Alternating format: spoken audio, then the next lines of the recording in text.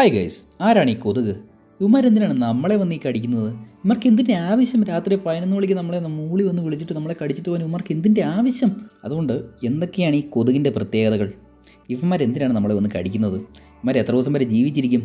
അങ്ങനെയുള്ള കുറച്ച് കാര്യങ്ങൾ. പിന്നെ അത് മാത്രമല്ല, ഈ കൊതുകുകൾ നമുക്ക് എങ്ങനെ തിരിച്ചറിയാൻ പറ്റും? കാര്യം ഇവന്മാരെ തന്നെ പല വിഭാഗങ്ങളുണ്ടല്ലോ. ഇവന്മാരെ നമുക്ക് എങ്ങനെ തിരിച്ചറിയാൻ പറ്റും? അങ്ങനെയുള്ള ഇവന്മാരെ പ്രിവെൻറ്റ് ചെയ്യാനുള്ള കുറച്ച് കാര്യങ്ങൾ, അങ്ങനെയുള്ള കുറച്ച് കാര്യങ്ങളൊക്കെ നമുക്ക് ഈ വീഡിയോയിൽ നോക്കാം. നമുക്ക് നേരെ വീഡിയോയിലേക്ക് പോകാം. അപ്പോൾ ഈ കൊതുകുകൾ എന്ന് പറയുമ്പോഴത്തേനും, കൊതുകുകൾ എന്ന് പറഞ്ഞാൽ ക്യുലീസിഡി ഫാമിലിയിൽപ്പെട്ടവരാണ്. ആ ഫാമിലിയിൽപ്പെട്ട ഇൻസെക്ട്സ് ആണ് ഈ കൊതുകുകൾ എന്ന് പറഞ്ഞാൽ.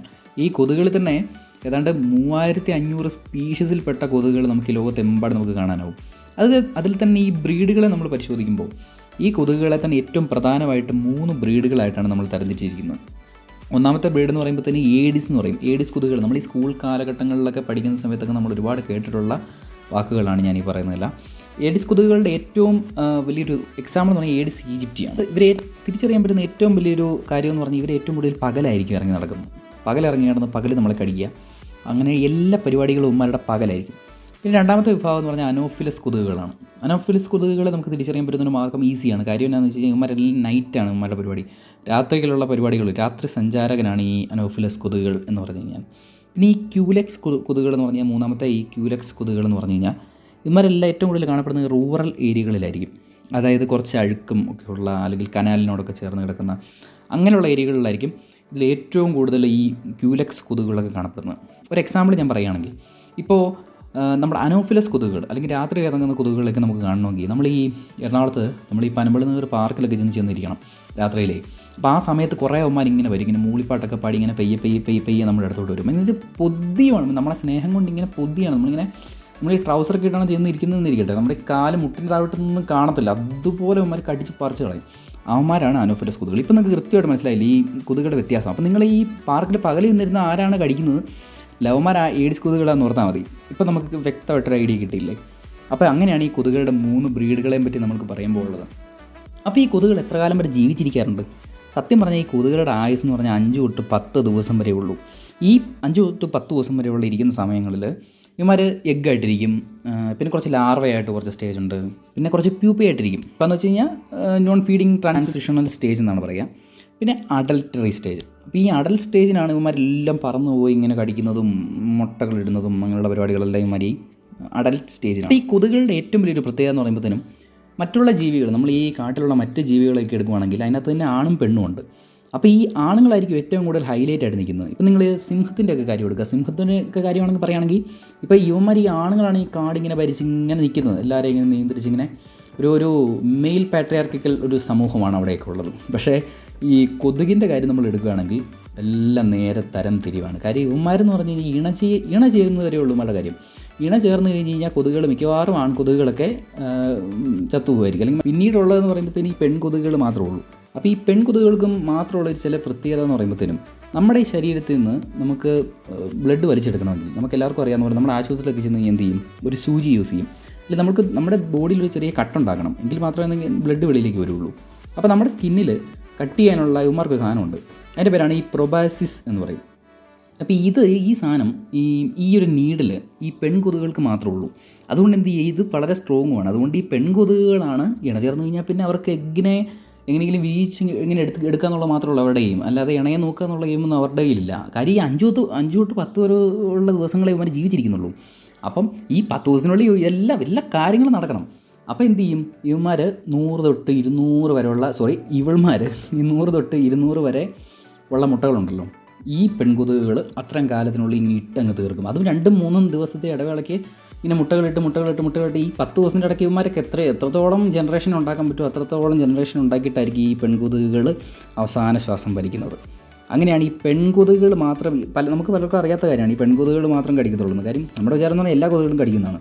പെൺകൊതുകുകളെ കടിക്കാറുള്ളൂ. ആൺകൊതുകുകൾ ഏതെങ്കിലും പൂവിൻ്റെ നെക്ടർ ഇച്ചിരി തേനൊക്കെ വലിച്ചു കുടിച്ച് അവിടെ ഏതെങ്കിലും മൂലയിൽ പോയി ഇരുന്നുള്ളൂ, അത്രേ ഉള്ളൂ. അങ്ങനെയാണ് ഈ ആൺകൊതുകുകളുടെ കാര്യം. അപ്പോൾ ഈ കൊതുകുകളെപ്പറ്റി നമ്മളിങ്ങനെ പറഞ്ഞു വരുമ്പം എന്താണ് ഇവരുടെ സ്പെഷ്യൽ എബിലിറ്റി? അല്ലെങ്കിൽ മറ്റുള്ള ഇൻസെക്ട്സിനെയൊക്കെ വെച്ച് നോക്കുമ്പോൾ ഈ കൊതുകുകളുടെ കുറച്ച് എന്തെങ്കിലും അവർക്കൊരു പ്രത്യേകതകൾ കാണുമല്ലോ. ഇവരുടെ ഏറ്റവും വലിയൊരു പ്രത്യേകത എന്ന് പറയുമ്പോഴത്തേനും മനുഷ്യൻ്റെ അല്ലെങ്കിൽ മറ്റുള്ള മൃഗങ്ങളുടെയൊക്കെ ബ്ലഡ് ഡിറ്റക്റ്റ് ചെയ്യാനുള്ളൊരു കഴിവ് ഇവർക്കുണ്ട്. അതെങ്ങനെയാണെന്ന് വെച്ച് കഴിഞ്ഞാൽ, ഇപ്പോൾ നമ്മൾ എന്ത് ചെയ്യുക, നമ്മൾ ഓക്സിജൻ ഉള്ളിലേക്ക് എടുത്തിട്ട് കാർബൺ ഡൈ ഓക്സൈഡ് വെളിയിലേക്ക് വിടും. അപ്പോൾ ഈ കാർബൺ ഡൈ ഓക്സൈഡ് പുറത്തേക്ക് പോകുമ്പോൾ അതിനെ തിരിച്ചറിയാനുള്ള കഴിവ് എന്തുണ്ട് ഈ പെൺകൊതുകുകൾക്കുണ്ട്. അത് മാത്രമല്ല വാമായിട്ടുള്ള ബോഡീസ്, അതായത് നമ്മുടെ മനുഷ്യൻ്റെ ശരീരം എന്ന് പറഞ്ഞാൽ ഇപ്പോൾ തന്നെ എപ്പോഴും ചൂടാണല്ലോ, നമുക്കറിയാമല്ലോ. അപ്പോൾ എന്ത് ചെയ്യും, ഈ ഹീറ്റിനെ തിരിച്ചറിഞ്ഞ് നമ്മളെ വന്ന് കടിക്കാനുള്ള സ്പെഷ്യൽ എബിലിറ്റി ഈ പെൺകൊതുകുകൾക്കുണ്ട്. പിന്നെ മറ്റുള്ള കാര്യം എന്ന് പറയുമ്പോൾ തന്നെ ഞാൻ മുമ്പേ പറഞ്ഞ പോലെ തന്നെ പെൺകൊതുകുകൾക്ക് മാത്രമുള്ള ആ ഒരു പ്രത്യേകത, അല്ലെങ്കിൽ ആ ഒരു നീഡിലിൻ്റെ ഒരു പവർ. പിന്നെ ഇവർ പറക്കുന്നത് നമ്മൾ വിചാരിക്കും പലപ്പോഴും ഈ കൊതുകുകളൊക്കെ പറക്കുന്നത് ഭയങ്കര ശബ്ദത്തോടെയാണ്, ഭയങ്കര നോയ്സാണെന്നൊക്കെ പറയും. പക്ഷേ നമ്മളൊരു കൂട്ടത്തിനിടയ്ക്ക് ചെന്ന് നോക്കിയാൽ, നമ്മൾ ഇച്ചിരി ബഹളമുള്ള സ്ഥലത്തേക്ക് ചെന്ന് നോക്കിയാൽ ഈ കൊതുകുകളുടെ ശബ്ദമൊന്നും ഒന്നുമല്ല. കാരണം കൊതുകുകളുടെ ഡെസിബിൾസ്, അവരുടെ ആ ഒരു ശബ്ദം എന്ന് പറഞ്ഞാൽ വളരെ കുറവാണ്. അതുകൊണ്ട് മാത്രം അവരെന്ത് ചെയ്യും, പെയ്യെ ഒന്ന് നമ്മളിങ്ങനെ പെയ്യെ കടിച്ചിട്ട് രക്തമൊക്കെ എടുത്തിട്ട് പെയ്യെ ആശാനങ്ങ് പോകും, ആശാത്തി അങ്ങ് പോകും. അങ്ങനെയാണ് ഇവരുടെ ഒരു പ്രത്യേകത എന്ന് പറഞ്ഞു കഴിഞ്ഞാൽ. പിന്നെ അത് മാത്രമല്ല, ഇവർക്ക് ഭയങ്കര ഫാസ്റ്റായിട്ടുള്ള റീപ്രൊഡക്ഷനാണ്. അതായത് 100, 200, 300 ഒക്കെ മുട്ടകളാണ് ഇവരൊരു 3 ദിവസം 4 ദിവസത്തെ ഇടവേളകൾക്കുള്ളിൽ ഇങ്ങനെ ഇട്ടിട്ട് തീർക്കുന്നത്. അതുകൊണ്ടാണ് ഇതുപോലെ എത്ര നമ്മൾ നിയന്ത്രിക്കാൻ നോക്കിയാലും കൊതുകുകളുടെ പോപ്പുലേഷൻ ഒരിക്കലും കുറയാത്തതിൻ്റെ കാരണം എന്ന് പറഞ്ഞാൽ ഇതിൻ്റെ ആ ഒരു മൾട്ടിപ്ലൈ ചെയ്യാനുള്ള കഴിവുണ്ടല്ലോ, അതിനെ നിയന്ത്രിക്കാൻ നമുക്ക് പറ്റുന്നില്ല എന്നുള്ളതാണ് ഇതിൻ്റെ ഈ കൊതുകിനെ നിയന്ത്രിക്കാൻ പറ്റാത്തതിൻ്റെ ഒരു കാര്യം എന്ന് പറഞ്ഞു കഴിഞ്ഞാൽ. ഇനി നമുക്ക് ഈ മനുഷ്യന്മാരെ നമ്മൾ കടിക്കുമെന്ന് പറഞ്ഞു, മനുഷ്യന്മാർ മാത്രമല്ല മറ്റുള്ള മൃഗങ്ങളെ ഇത് കടിക്കും. അപ്പോൾ ഈ കൊതുകുകൾ ഒരുപാട് രോഗങ്ങൾ നമുക്ക് കൊണ്ടുതരുമെന്ന് നമുക്കറിയാം. അപ്പോൾ എന്തൊക്കെയാണ് ഈ രോഗങ്ങൾ, അതിനെപ്പറ്റിയുള്ളൊരു ഐഡിയ നമുക്ക് ഉണ്ടാക്കാൻ വേണ്ടിയിട്ടാണ് നമ്മൾ അടുത്തൊരു സ്റ്റെപ്പിലേക്ക് പോകുന്നത്.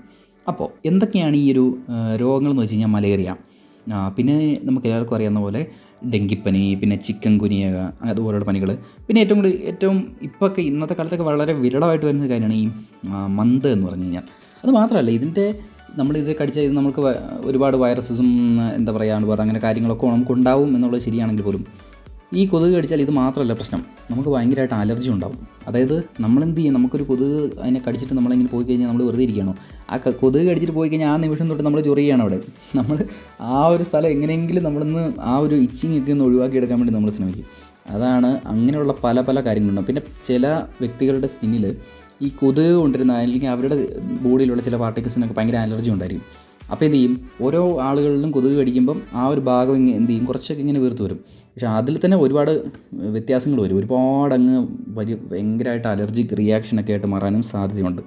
അപ്പോൾ ഇതിനെയൊക്കെ എങ്ങനെ നമുക്ക് കൺട്രോൾ ചെയ്യാൻ പറ്റും? നമുക്കൊരിക്കലും കൊതുകിനോട് പോയിട്ടടാ നീ നാളെ തൊട്ട് മുട്ടയിടല് എന്നൊന്നും പറയാൻ പറ്റില്ല. അപ്പോൾ നമുക്ക് ആകെ ചെയ്യാൻ പറ്റുന്ന കാര്യം എന്ന് പറഞ്ഞു കഴിഞ്ഞാൽ, നമുക്ക് നല്ല രീതിക്കുള്ള നമ്മുടെ വീടും പരിസരത്തും ഒക്കെയുള്ള പ്രദേശങ്ങൾ വളരെ വൃത്തിയായിട്ട് സൂക്ഷിക്കുക. പിന്നെ അത് മാത്രമല്ല, ഈ വെള്ളം കെട്ടിക്കിടക്കാനുള്ള സാഹചര്യങ്ങൾ ഒഴിവാക്കുക. കാര്യം ഞാൻ ഈ പറഞ്ഞതുപോലെ തന്നെ നമുക്ക് പലർക്കും അറിയാത്തൊരു കാര്യമാണ്, ഇത്രയും കുറച്ച് നാളാണ് ഈ കൊതുക് ജീവിച്ചിരിക്കുന്നുള്ളത്. ഇപ്പോൾ ഇത്രയും കുറച്ച് കാലം ജീവിച്ചിരിക്കുന്നിടയ്ക്കാണ് ഈ കൊതുക് ഇത്രയും കാര്യങ്ങളൊക്കെ ഒപ്പിച്ച് വെക്കുന്നത്. അപ്പോൾ എന്ത് ചെയ്യുക, വളരെ പെട്ടെന്ന് തന്നെ ഇപ്പോൾ ഇച്ചിരി വെള്ളം എവിടെയെങ്കിലും തട്ടിക്കിടക്കുന്നത് കണ്ടു കഴിഞ്ഞാൽ ഉടനെ തന്നെ അതിനെ പോയിട്ട് പെട്ടെന്ന് തന്നെ അത് റിമൂവ് ആക്കി കളയുക, അതുപോലുള്ള കാര്യങ്ങൾ ചെയ്യുക. അത് മാത്രമല്ല, ചില ഫോക്സ് നമുക്ക് കടയിൽ നിന്ന് വാങ്ങിക്കാൻ കിട്ടും.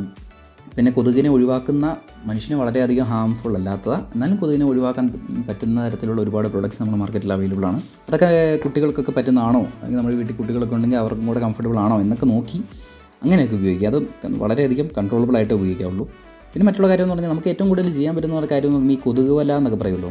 നമ്മുടെ നാട്ടിലൊക്കെ പണ്ട് ഈ ആളുകൾ വരുമായിരുന്നു, ഈ ഹിന്ദിക്കാർ അല്ലെങ്കിൽ അവരൊക്കെ വരുമായിരുന്നു ഇതും കൊണ്ട്, ഈ കൊതുകുവലയും കൊണ്ട്.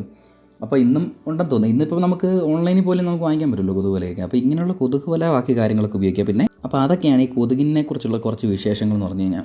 നമുക്ക് മറ്റൊരു വീഡിയോയിൽ കാണാം. Bye bye.